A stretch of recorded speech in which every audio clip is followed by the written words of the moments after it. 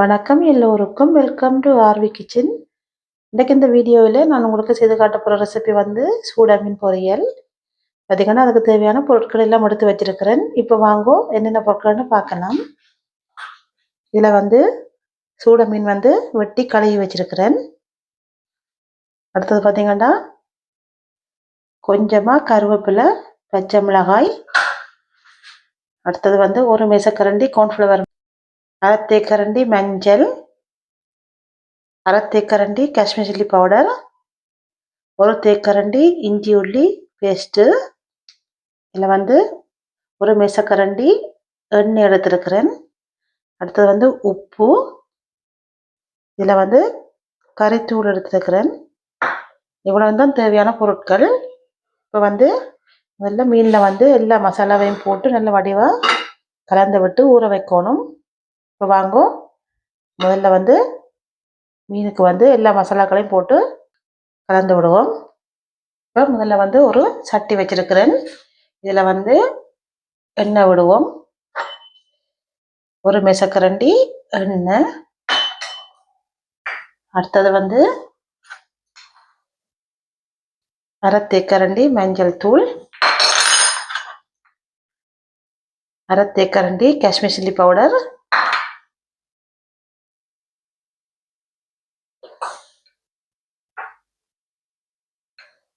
அதுக்கப்புறம் ஒரு முக்கால் தேக்கரண்டி தூள் எடுத்துருக்கிறேன். தூள். அடுத்தது வந்து இஞ்சி உள்ளி பேஸ்ட்டு. அடுத்தது பார்த்தீங்கன்னா அரை தேக்கரண்டி உப்பு. இப்போ எல்லாத்தையும் நல்ல வடிவாக கையால் கலந்து விடுவோம். நல்ல வடிவாக கலந்து விடுங்க. வடிவாக கலந்து விட்டுட்டு இதில் வந்து மீன்களை வந்து சேர்த்து கலந்து விடணும். போட்டு வடிவாக கலந்து விடுவோம்.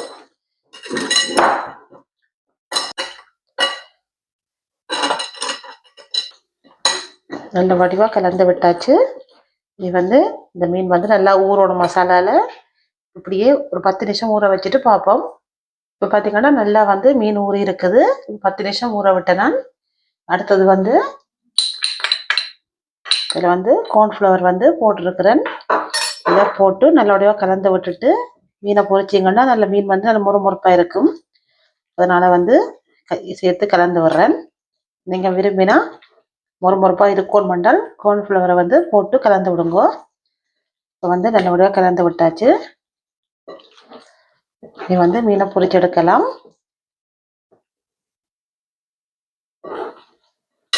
இப்போ வாங்க பொரிச்செடுப்போம்.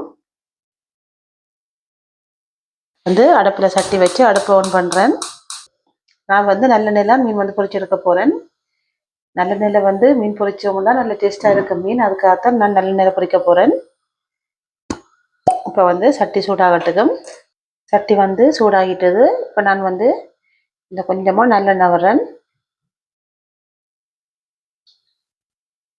நான் வந்து கொஞ்சமாக தான் எண்ணெய் விட்டு பொரிக்க போகிறேன். நீங்கள் வந்து கூட விட்டு பொரிக்கிறேன்னா பொரிக்கலாம்.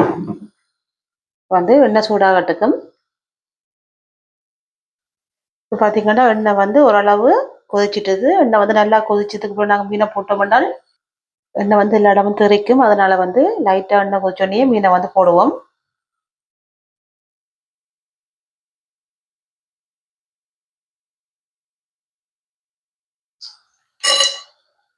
வந்து மீனை போட்டு பொரிய விடுவோம்.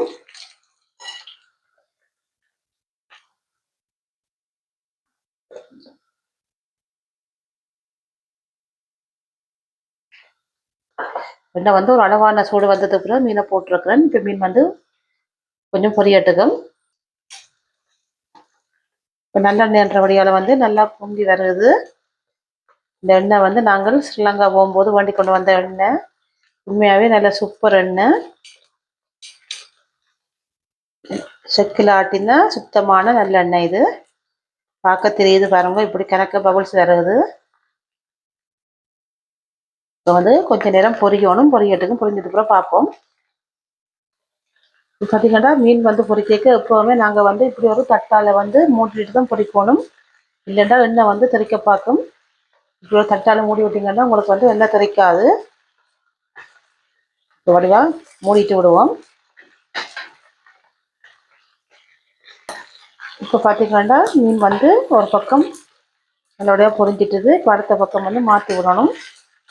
இது வந்து லைட்டாக கரண்டி வந்து வச்சு பிரியாமல் இதுக்கு மாற்றி விடுங்க. பார்த்தீங்கன்னா மீன் வந்து எல்லாத்தையும் நல்ல வடிவாக திருப்பி விட்டுட்டேன். இன்னும் வந்து நல்லபடியாக பொரியணும். மூடி விடுவோம். அப்போ தான் வெளியில் எண்ணெய் தெறிக்காது. நல்லா பொரிஞ்சதுக்கு பார்ப்போம். இப்போ பார்த்தீங்கன்னா மீன் வந்து நல்ல வடிவாக எல்லாமே பொரிஞ்சிட்டுது. பாருங்க எப்படி இருக்குண்டு நல்லா மொறுமொறுப்பாக இருக்குது. இதில் வந்து நான் அடுத்ததாக வெட்டி வச்சு பச்சை மிளகாய் வந்து கொஞ்சம் போடுறேன். அடுத்து வந்து கருவேப்பிலை போட்டு நல்ல வடிவாக கலந்து விட்டுட்டு கருவேப்பிலை வந்து பொரிஞ்சோடனே நாங்கள் வந்து மீனை வந்து எடுக்கணும். இது பொரிச்சோம்னா நல்ல வாசமாக இருக்கும். கருவேப்பிலை வாசம் மீனில் வந்து வித்தியாசமான டேஸ்ட்டை வந்து கொடுக்கும். அது 2 நிமிஷம் இப்படி வந்து நல்ல வடிவாக கருவேப்பிலையோடு வதங்க விடுவோம் மீனை.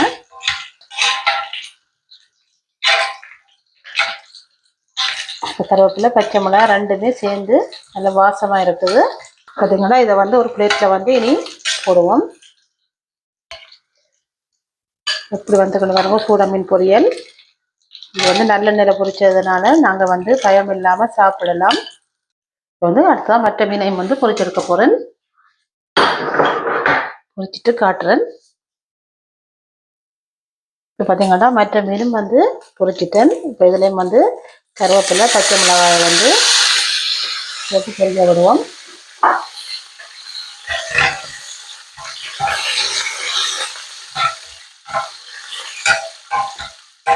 நீங்கள் வந்து விரும்பினால் இந்த எண்ணெயில் வந்து வெங்காயமும் போட்டு பொரிச்சு எடுக்கலாம். நான் வந்து போட்டு பொரிக்கிறேன். நீங்கள் விரும்பினா வெங்காயம் போட்டு பொரித்து இந்த எண்ணெயில் சாப்பிடலாம்.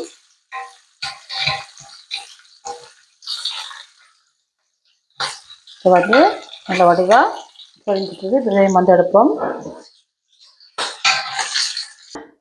இப்போ பாருங்க எப்படி வந்து மீனை பொரிச்சு எடுத்துருக்கேன்னு. நல்லா சூப்பராக வந்திருக்குது மீன் பொரியல்.